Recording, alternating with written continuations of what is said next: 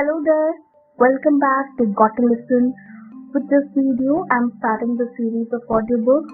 The first series is a very interesting and mind-boggling book that is Brief Answer to Big Questions by one of the extraordinary scientists, Stephen Hawking. So, in this video, you'll listen about Stephen Hawking and the notes from the publisher, foreword, and introduction of this particular book. So before we start, make sure that you smash the subscribe button and hit the bell icon. So without any further delay, let's start. First, let's know about Stephen Hawking. Stephen William Hawking was an American theoretical physicist, cosmologist, and author who was director of research at the Center of Theoretical Cosmology at the University of Cambridge at the time of his death. He was the Lucian Professor of Mathematics at the University of Cambridge between 1979 and 2009. Hawking received numerous awards and honors. Already early in this list, in 1974, he was elected as a Fellow of Royal Society, aka FRS. At that time, his nomination read, Hawking had made major contribution to the field of general relativity. These derived from a deep understanding of what it is relevant to physics and astronomy, and especially from mastery of wholly new mathematical techniques. So now, let's move on to the note from the publisher. Stephen Hawking was regularly asked for his thoughts on the big questions of the day by scientists, tech entrepreneurs, senior business figures, political leaders, and the general public. Stephen maintained an enormous personal archive of his responses, which took the form of speeches, interviews, and essays. This book drew from the personal archive and was in development at the time of his death. It has been completed in collaboration with his academic colleagues, his family, and the Stephen Hawking estate. A percentage of the royalties will go to Motor Neuron Disease Association and Stephen Hawking Foundation. Now let's move on to foreword. Eddie Redmayne. The first time I met Stephen Hawking, I was struck by his extraordinary power and his vulnerability. The determined look in his eyes, coupled with the involved body, was familiar to me from my research.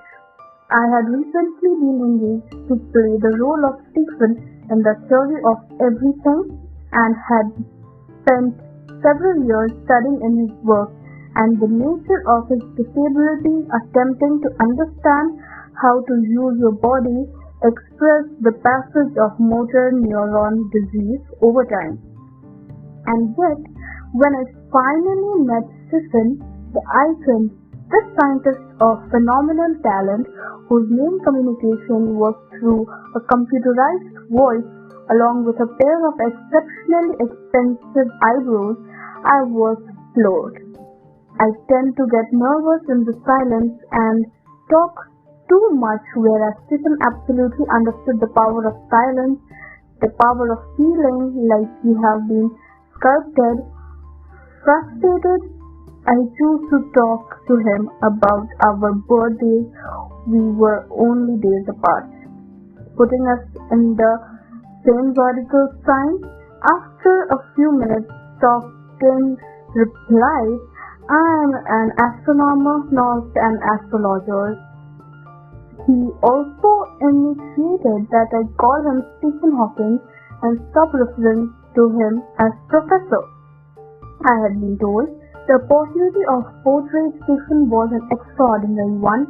I was drawn to the role because of the duality of Stephen's external strength in his scientific work and the internal battle against motor neuron disease starting in his early 20s. He was unique, complex, rich story of human endeavor, family life, huge academic achievements, and see defense in the face of all obstacles. While we wanted to portray the inspiration, we also wanted to show the grit and courage involved in the Stefan's life, displayed both by him and by the one who cared for him. But it was equally important to portray the side of Stephen, which was pure showman. In my trailer, I ended up having three images that I referred to. One was Einstein with his tongue out because there's that similar playful wit with Hawkins. I felt Stephen Hawking had people in the palm of his hand. And the third one was James Dean, that and what was I gained from seeing him? The glint and the humor. The greatest pressure in playing a living person is that you will have to account for your performance to the person you have been portrayed. In Stephen's case, the accounting was also to his family, who had been so generous to me during my preparations for the film. Suppose Stephen was into screening, he said to me, "I'll tell you what I think, good or otherwise." I replied that if there was otherwise, perhaps he could have just said otherwise and spare me the discording details. Joyously, Stephen said he had enjoyed the film. He was moved by it, but famously he also stated that he thought there should have been more civics and fewer feelings. This is possibly to argue with. Since the theory of everything, I have stayed in the contact with the Hawking family. I was touched to be asked to get rid of the Stephen funeral. It was an incredibly sad but brilliant day, full of love and joyful memories and reflection of the most courageous man who had led the world in his science and in his quest to have disabled people recognized and given proper opportunities to thrive. We have lost a truly beautiful mind as astronauts, scientists, and the funniest man I have ever had the pleasure to meet.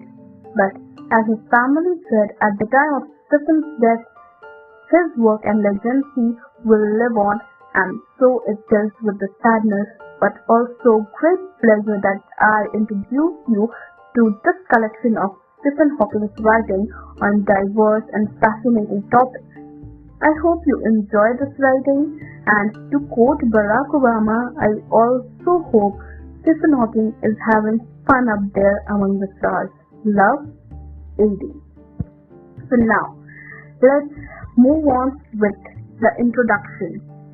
An introduction, Professor Tim S. Thorne. I first met Stephen Hawking in July 1965 in London, England, and at the conference on journal relativity and gravitation.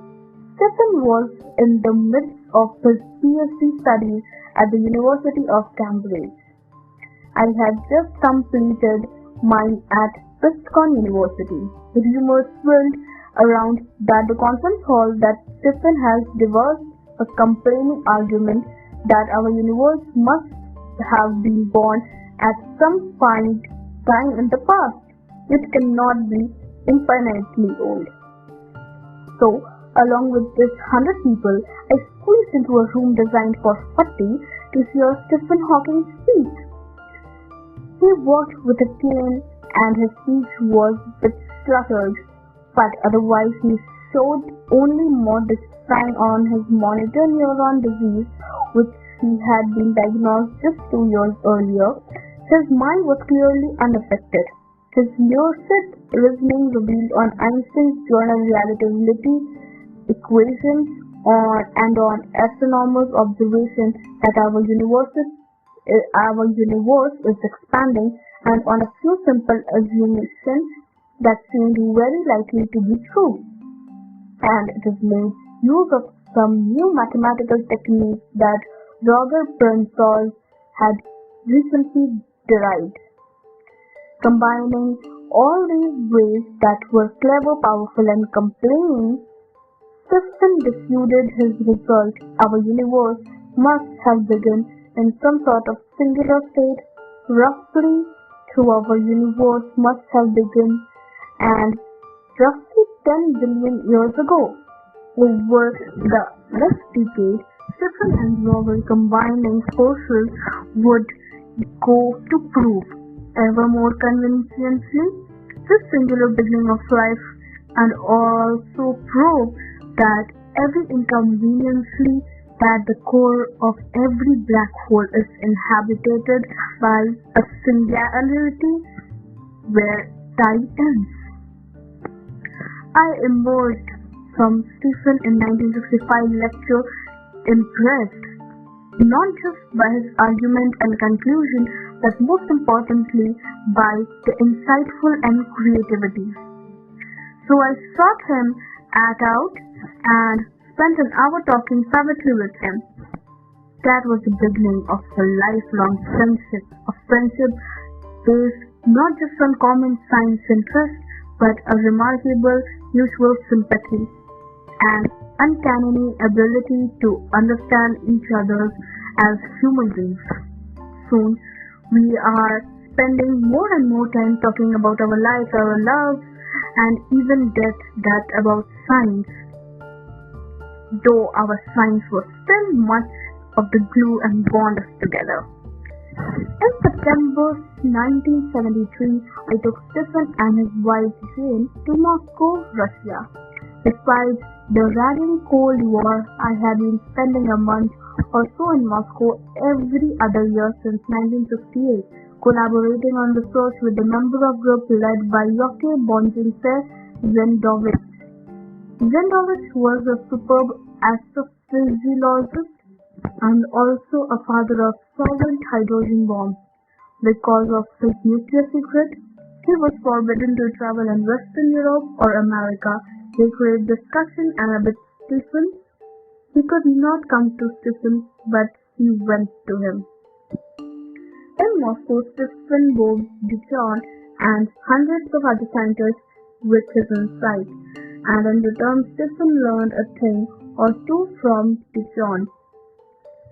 Most memorable was an afternoon that Listenn and I spent and his PhD student Zilach in Lissenn's room in the Rosia Hotel.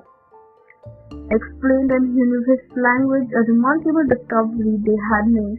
The Starovsky explained it mathematically. To make a black hole spin requires energy. We already knew that.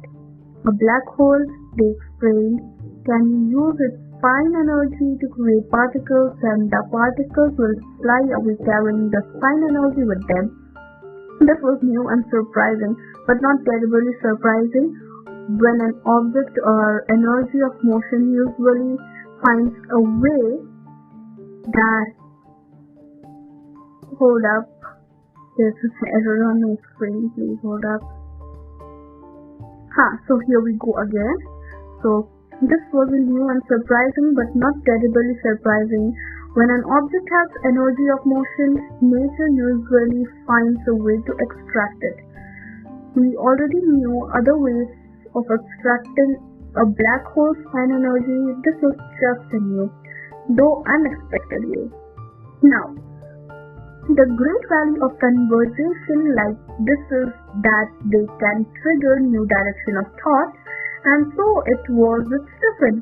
He mulled over discovery for several months, looking at the first from one direction and then from other, until one day it triggered a truly radical insight of Stephen Hawking's mind after a black hole stopped spinning. The hole can still be impinged particle. It can radiate, and it radiates as though the black hole was hot like sun. Though not very hot, just mildly warm.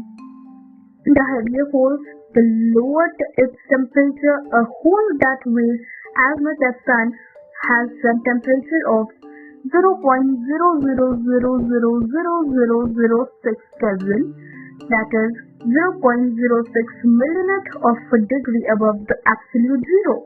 The formula for calculating this temperature has now arrived on Stephens headstone in the University of London, where his ashes will decide between those of the Isaac Newton and the Charles Darwin. This Hawking temperature of a black hole and its Hawking radiation, as it came up to be called, was truly radical, perhaps most radical theoretical physics discovery in the second half of the 20th century. They opened our eyes of profound connection between general relativity, black hole, the physics of heat, the creation of particles were before there or none. For example, they led Stephen to prove that a black hole has entropy, which means that somewhere inside or around the black hole there is enormous randomness. He disputed that the amount of entropy, a logarithm of hole's amount of randomness, is proportional to the hole's surface. This formula of entropy is engraved on Stephen's memorial stone at Gonville and Celsius College in Cambridge, where he worked. So now, here we come. In my analogy for Stephen at an interment as of his ashes in a bay, I memorized the struggle with these words. Newton gave us answers, Hawking gave us questions, and Hawking's questions themselves giving and on giving generating breakthrough decades later, when ultimately we mastered the quantum gravity law and comprehend fully the birth of our universe. It may have largely been standing on the shoulder of Hawking. So this was it. I hope you find this answer as stimulating and insightful as I do. Enjoy. Tip S. Thorn, July 2008. So this was the introduction of this book. So that's it for today. My next video will be starting with the first chapter, as well as we'll also get to know about that why we must answer the big questions. That was also told by Stephen Hawking. So till then, stay tuned with us, and don't forget to smash the subscribe button and hit the bell icon, and please like this video to show your love and support, and also share it with your friends and families to make them as curious as you are. Okay, till then, enjoy yourself. Bye bye.